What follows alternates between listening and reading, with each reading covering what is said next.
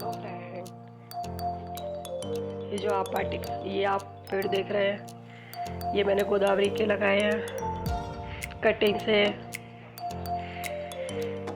अभी एक हफ्ते पहले ही लगाए हैं, इससे पहले भी मैंने लगाए हुए हैं,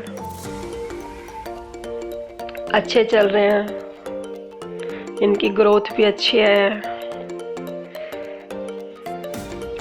कितने सुंदर लग रहे हैं ये।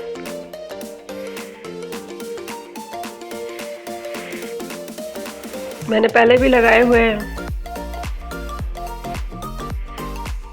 वाइट कलर की गोदावरी है।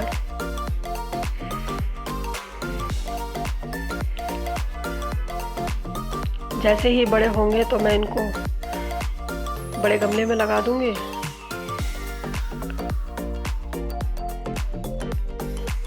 मेरी वीडियो पसंद आए लाइक शेयर सब्सक्राइब जरूर करें।